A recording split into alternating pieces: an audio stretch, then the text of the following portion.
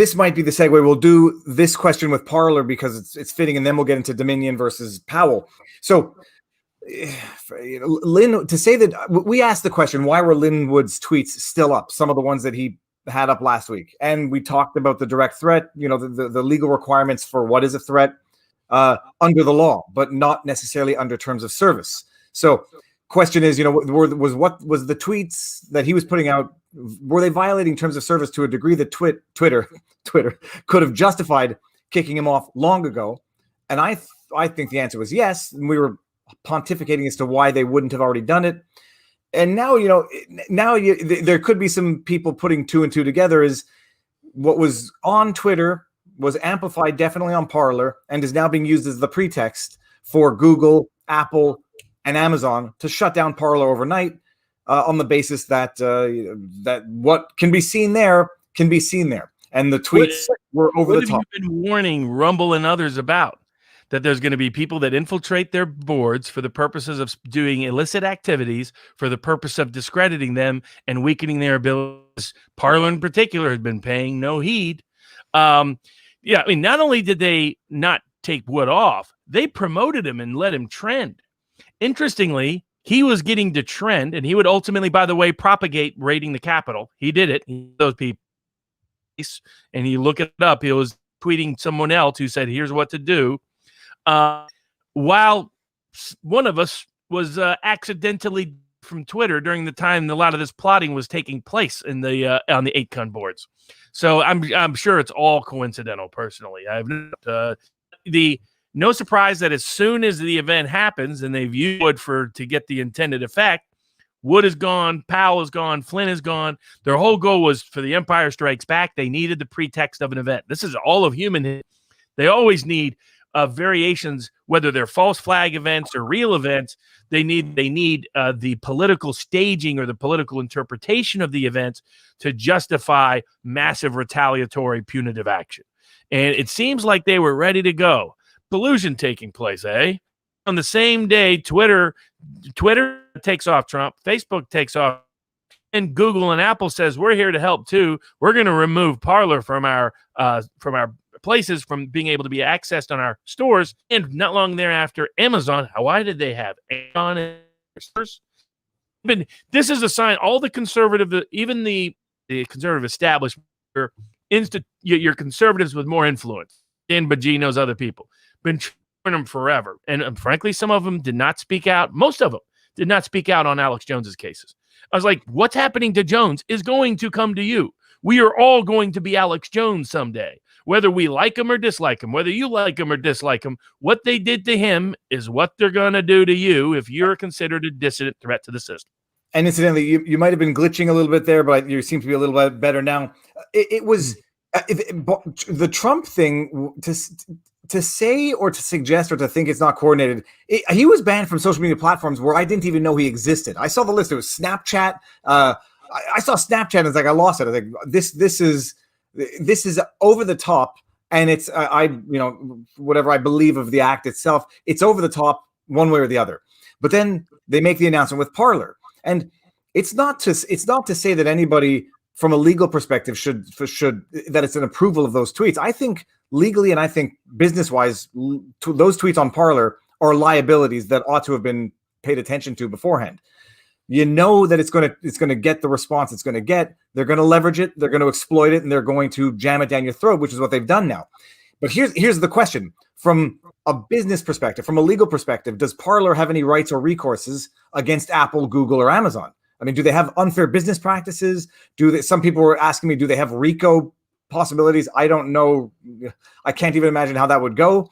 But do they have any recourse? Does Parler have any recourse against these whatever the platforms or service providers to go after them? Potentially. Like, here's another risk that they did. I wonder if I mention the name again, whether I'll suddenly start to budge out. I mean, it's coincidental, right? Say Alex. Don't tempt fate. So it's amazing. The man whose name cannot be spoken of.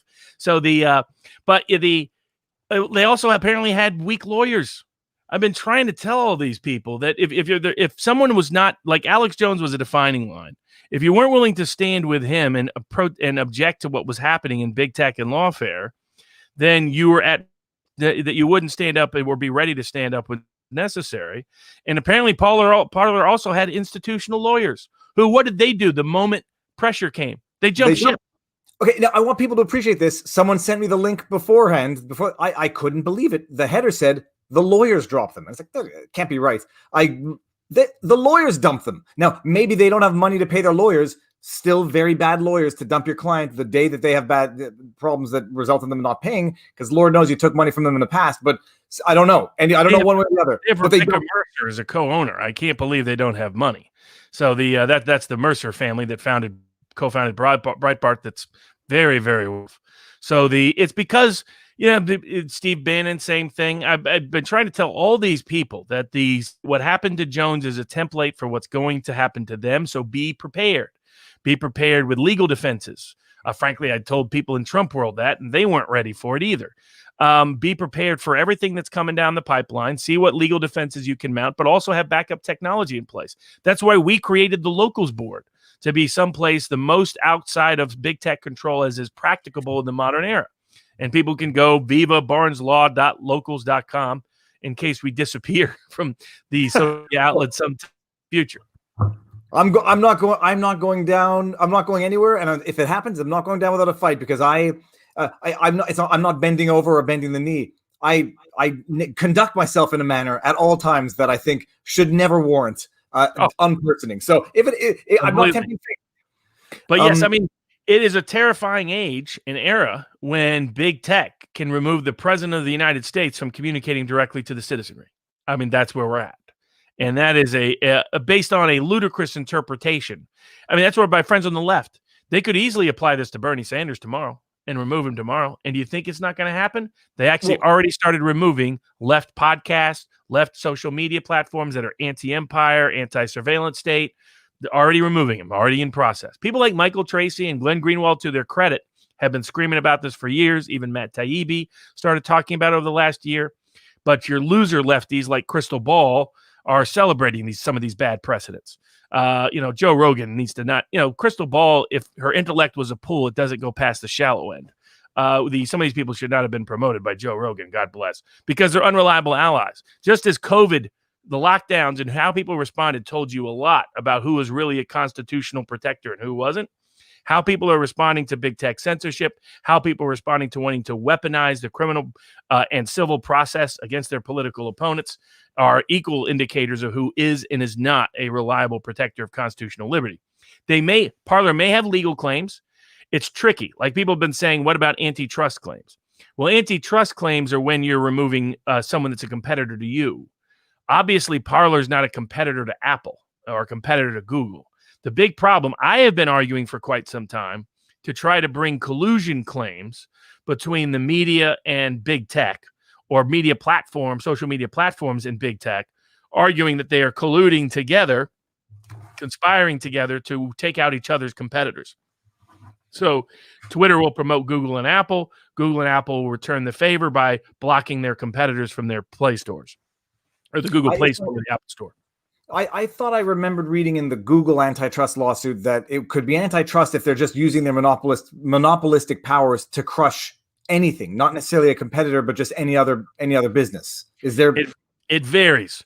So my view is antitrust should be interpreted that broadly, but the Rehnquist era courts, unfortunately, these were a lot of Republican judges, gutted that and basically watered down antitrust action in such a way that's very tough to bring. And I do not trust the current Supreme Court, including several Trump nominees, to defend antitrust law. So it's possible, but right now it's still a reach. Now, where I think their greatest vulnerability is, but you can definitely look at consumer protection laws, antitrust laws, look at their contracts. Some of their contracts are bad. Jones had to go through all of this. The PayPal wouldn't allow their payment processors to be used for Jones. All the server companies wouldn't allow the servers to be used for Jones. The various banks wouldn't allow the banks to be used for Jones. All the social media platforms censored him and banned him, and even banned use of his name, despite the fact it's a pretty common name.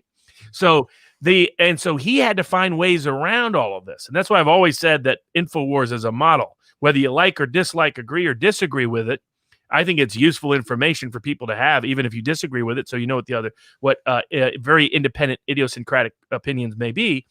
But the other utility is it's showing a way to get around the big tech monopolist at every level, at payment processing, banking, emailing, because MailChimp prevented any email use related to InfoWars. So they've suffered the same thing. Amazingly, Trump's campaign now can't fundraise because the fundraising payment processor they're using was not reliable. They can't email their supporters because their email engine was not reliable. I've been telling people MailChimp's not reliable for a long time now. They can't direct message people on text because those companies will not allow them to utilize their technology for it. They were using all conventional technologies. They were saying, oh, that just happened to Alex Jones. It would never happen to us. Alex Jones was the template. So if you want to know what's coming, go back and look at what happened to him. And if you want to know how to defeat it, look at how he did so. So that's why there's plenty of methods and means of resistance available. Now, from a legal perspective, aside, they can look at all the other claims. I think they're all a reach unless you get some state legislatures to pass some new laws, and I think that might happen. They may be able to bring claims in foreign countries. I mean, like, for example, in Poland, it's a crime to kick people off of certain social media. In certain foreign countries, you're not allowed to remove state actors from social media. So, and they did this universally, as far as I know. Trump can't tweet in Poland or Hungary either. It may be that they can use international laws to their support and international jurisdictions to their support because these social media giants are everywhere. So I think, be creative, be inventive, look at all the different jurisdictions around the world, all the different legal claims around the world. But I think that the biggest vulnerability or easiest, quickest vulnerability is securities class actions. Because Twitter lied to everybody about their intentions. I mean, they just testified in Congress last year that they would never remove a state actor from social media. This has been their pretext to keep Khomeini and other people on social media. Twitter has defended allowing terrorists to use Twitter to commit terrorism. So in court. And so the idea that so clearly they misled the market, and they've already fallen, I think, 3%. And it's going to continue to decline at some level. I posted the comment in the community tab. Whoever gets closest to tomorrow's opening stock price, I'm going to send a shirt to. So hopefully you're North American bound. And if there's a tie, more than one. So it's an interesting thing because the stock might. Well, here's the issue: the stock price might go up, and in which case there's going to be no securities claim, right? Correct. It depends on length of time. It's already taken a hit. So the argument would be that once people saw this information, and this information contradicted what they previously stated, that there's fraud on the market. And so even if Twitter and other ones rebound later, the argument will be it still would have been higher, but for this misrepresentation due to the timing of the drop. There's almost no question that the 3%, 2 to 3% drop, depending on where you were time-wise, was a direct reaction to them banning Trump. I mean, I know I've lost about 20% of the people that follow me. And that's a combination of people that are being purged and people leaving in response to the purge. But I don't know what any of these people are thinking. Like from an intel agency perspective, the great utility of all these social media engines, because they have a lot of CIA-backed support and other intel agency support, is the mass information they're able to gather. They are forcing the entire 75 million plus Americans, plus people around the world that are on this political side of the sort of populist liberty side of the aisle, to start using new technologies, figure out all the ways to use blockchain, figure out all the ways to use Bitcoin, figure out all the ways to not use Facebook, not use Twitter, not use Google. They're going to substantially damage their market brand, substantially damage their customer base, and hopefully they should substantially damage their stock value. Their stock value doesn't go up. I'm mighty curious who's buying that stock. Put it that way. Well, so some theories are going to be some other countries, some other investors, the same ones who own Twitter. Well, the same ones who already have a big stake in Twitter. Yes. Interesting question. We entered a contract with Parler, and Amazon is preventing us from accessing the contract. Can you have tortious interference? You should, but there's two issues. There's Section 230 can apply in crazy ways in this context. The second, I looked at all of this for Jones, and it's tough to bring legal actions right now against any tech deplatforming of any kind. And so that's the problem. That's the hurdle. So I'm still in favor. I mean, apparently Trump team is going to bring suit on the grounds that this was actually state action because the senator from West Virginia asked Twitter to do so, and the incoming vice president asked Twitter to do so. So the question is, were they actually doing something in conformity to those directions? Now, some people have asked, how is it that if you are a public forum that President Trump can't block people on his account, but Twitter can block everybody? Well, and actually, they don't consider Twitter a state actor. Well, Trump, when he's blocking someone, is a state actor. When Twitter does it, not a state actor. I don't agree with a lot of these decisions, but it's where the law is currently. And I brought this chat up, and a lot of people were saying, very funny. They were raising that argument. Trump cannot block, but Twitter can. But it was always the case, yes. Whether you agreed with it or disagreed with it. They were not saying that they're a state actor. It was that the state actor cannot block, but we're a private company and we can block a state actor if we want. The old civil rights laws, I've brought some of these claims, do prohibit private actors from acting in collusion or in conspiracy with state actors to violate civil rights. So that's where I think that now the Trump campaign still is an uphill battle. They're probably going to be, and it comes to the form and the place you're at. And that's probably a good transition into Dominion Sidney Powell suit, because it's often who decides is often the biggest question in any lawsuit.